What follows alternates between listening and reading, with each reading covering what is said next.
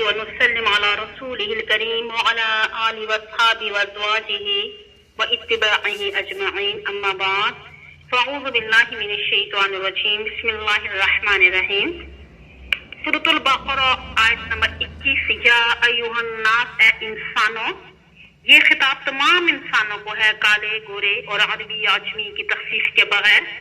وَاعْبُدُوا رَبَّكُمْ، عبادت کرو اپنے پروردگار کی، الذی خلقکم، جس نے تمہیں پیدا کیا۔ اللہ تعالیٰ کی صرف خلق اتنی واضح ہے، جو پکے یعنی کہ بند مشرک تھے وہ بھی تو مانتے تھے کہ ہر چیز کا خالق اللہ تعالیٰ ہے۔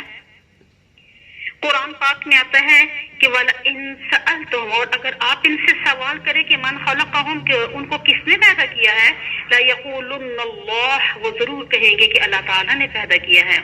یعنی اللہ تعالیٰ فرماتے ہیں کہ عبادت اس کی کرو کہ جس نے تمہیں پیدا کیا، صرف تمہیں ہی نہیں بلکہ پیدا کیا کس کو، وَالَّذِينَ مِن قَبْلِكُمْ، ان لوگوں کو جو تم سے پہلے ہوئے۔ اللہ تعالیٰ ہر ایک کا خالق ہے، پہلوں کا بھی ہے، پچھلوں کا بھی ہے، قیامت تک سب کا خالق اللہ تعالیٰ ہے۔ عبادت کو حکم اس لیے دیا گیا تاکہ لعلکم تتقون، تاکہ تم بچو۔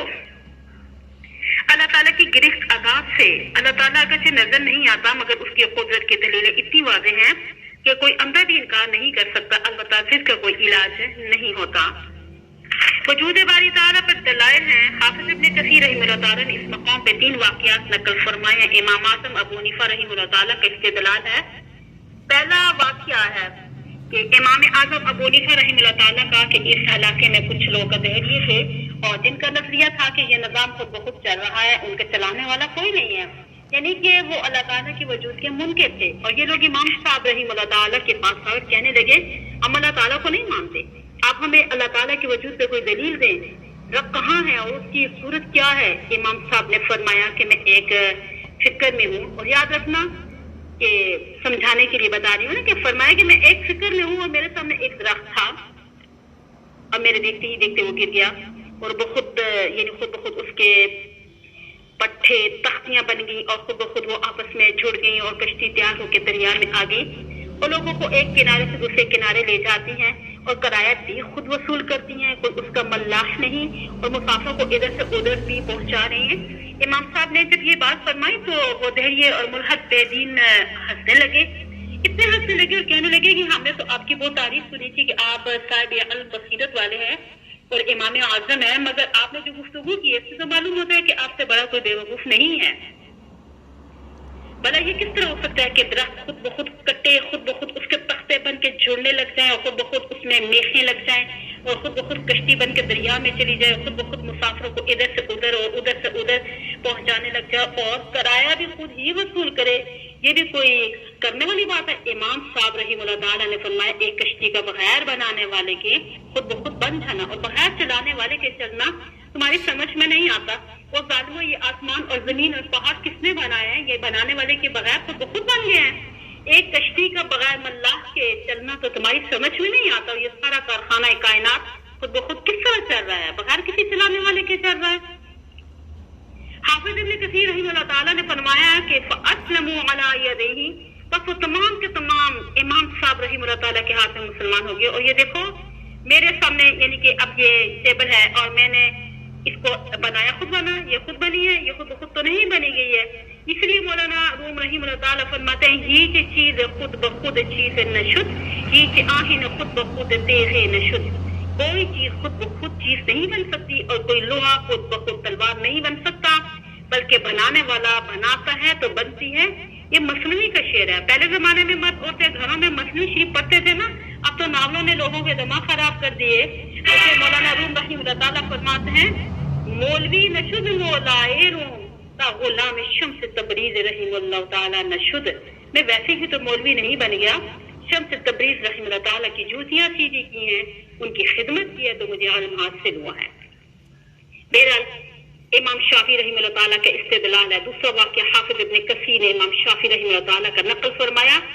امام شافعی سے کسی نے سوال کیا کہ اللہ تعالیٰ کے وجود پہ آپ کے پاس کیا دلیل ہے؟ فرمایا کہ شہتوت کا درخت ہے، اس کے پتے کو ریشم والے کیڑے کھاتے ہیں اور ان کے جسموں سے ریشم کے دھاگے نکلتے ہیں، اگر شہد کی مکھیاں کھاتی تو شہد بنتا ہے، اور انہی پتوں کو اگر گائے بکریاں کھائیں تو گوبر بینگلیاں بنتی ہیں، اگر یہ نہیں کھائے تو کستوری بنتی ہے۔ امام صاحب نے فرمایا کہ پتے وہی ہیں، باقی سب اللہ تعالیٰ کی قدرت کے مظاہر ہیں۔ امام احمد بن حنبل رحمہ اللہ تعالیٰ کے استدلال ہے، تیسرا واقعہ حافظ ابن کثیر رحمہ اللہ تعالیٰ نے امام احمد بن حنبل رحمہ اللہ تعالیٰ کا نقل فرمایا، ان سے کسی نے سوال کیا کہ اللہ تعالیٰ کے وجود پہ آپ کے پاس کیا دلیل ہے؟ فرمایا ایک قلعہ ہے جس کا نہ تو کوئی دروازہ ہے نہ کھڑکی ہے، اوپر سے چاندی کی طرح سفید ہے اور اندر سے سونے کی طرح ہے، بس اچانک اس کی دیواریں پھٹ جاتی ہیں اور اس میں ایک خوبصورت پیاری آواز والا حیوان نکل آتا ہے جو دیکھتا بھی ہے، سنتا بھی ہے، سمیع بھی ہے، بصیر بھی ہے۔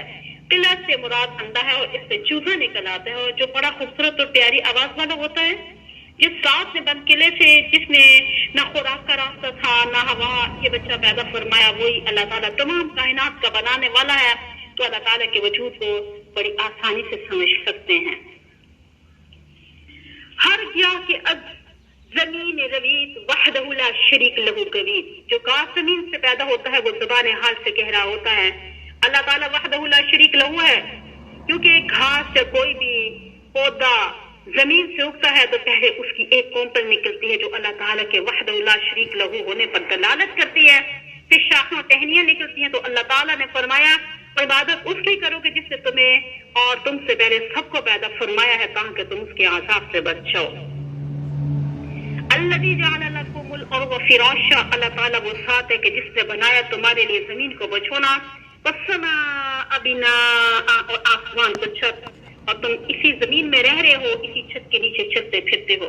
وَأَنزَلَ مِنَ السَّمَاءِ مَاءً، اور اس نے اتارا آسمان کی طرف سے پانی بارش کی صورت میں، فَأَخْرَجَ بِهِ، پھر اس نے نکالے اس پانی کے ذریعے، مِنَ الثَّمَرَاتِ، پھل، رِزْقًا لَكُمْ، تمہارے لیے روزی، براہ راست بھی پھل کھاتے ہو اور پھلوں کو فروخت کر کے اناج خرید کر بھی کھاتے ہو اور دیگر اپنی ضروریات بھی پوری کرتے ہو۔ یہ تمام انتظام کرنے والا کون ہے؟ زمین آسمان کس نے بنائے ہیں؟ بارش کس نے برسائی ہے؟ اس کے ذریعے سے پھل کس نے زمین سے نکالے ہیں؟ روزے کا انتظام کس نے کیا؟ یہ سب کچھ اللہ تعالیٰ نے کیا۔ فَلَا تَجْعَلُوا لِلَّهِ أَندَادًا، پس نہ بناؤ تم اللہ تعالیٰ کے ساتھ شریک، وَأَنتُمْ تَعْلَمُونَ، حالانکہ تم جانتے ہو خالق وہی ہے، پھر شریک کیوں بناتے ہو؟ آگے رسالت کا مسئلہ بیان ہے کہ کافر مشرک لوگ کبھی تو حضرت صلی اللہ علیہ وآلہ وسلم کو ساحر اور کبھی مجنون کہتے تھے معاذ اللہ تعالی، اور کبھی کہتے تھے کہ اساطیر الاولین، پہلے لوگوں کی قصے کہانیاں ہمیں سناتا ہے۔ ویسے قرآن کریم میں آدم علیہ السلام، نوح علیہ السلام اور دیگر انبیاء کرام علیہ السلام کے واقعات ہیں، مگر ان واقعات سے میں دماغی عیاشی نہیں ہے، بلکہ ان کے اندر ایک حقیقت ہے اور جس سے عبرت و سبق حاصل کرنا ہوتا ہے۔ اسی لیے اللہ تعالیٰ نے فرمایا فَقْصُصِ الْقَصَصَ لَعَلَّهُمْ يَتَفَكَّرُونَ، پس آپ صلی اللہ علیہ وآلہ وسلم واقعات بیان کریں تاکہ یہ لوگ غور و فکر کریں۔ اور کبھی کہتے ہیں یہ مفتر ہے، یعنی قرآن خود بنا کے ہمیں سنا دیتا ہے، یہ اللہ تعالیٰ کا کلام نہیں ہے، اسی لیے تو اللہ تعالیٰ فرماتے ہیں۔ آپ کو میں ذرا یہاں سے اس آیت کی لغت بتا دوں، پھر میں آگے تشریح کروا رہی ہوں۔ یا حرف ندا ناس عربی زبان میں مطلق انسان کے متعلق آتا ہے، اور یہاں قیامت تک تمام انسان مراد ہے۔ عبادت عبودیت کے معنی میں اطاعت کرنا، کسی کے سامنے ذلت انکساری ظاہر کرنا۔ اب معنی اعتبار سے عبادت عبودیت سے زیادہ بلیغ ہے، بس عبادت کے معنی انتہائی عاجزی اور غائب خضوع کے ہے۔ اب اصطلاحی شرع میں عبادت سے مراد وہ اعمال ہیں جو بندہ اللہ تعالیٰ کی رضا اس کا تقرب حاصل کرنے کے لیے بجا لاتا ہے۔ مثلاً کیا؟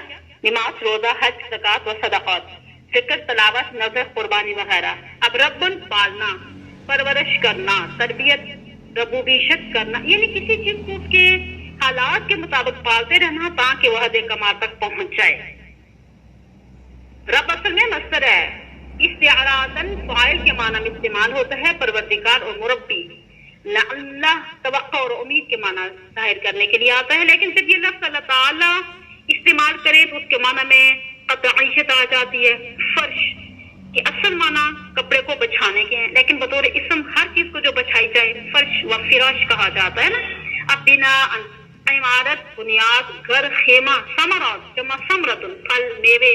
ثمر اصل میں درخت کے ان اجزاء کو کہتے ہیں جن کو کھایا جا سکے۔ ندن، ندیدن، ندیدتن اسے کہتے ہیں جو کسی چیز کے ساتھ یا جوہر یعنی اس کا شریک ہو۔ نحمدہ تبارک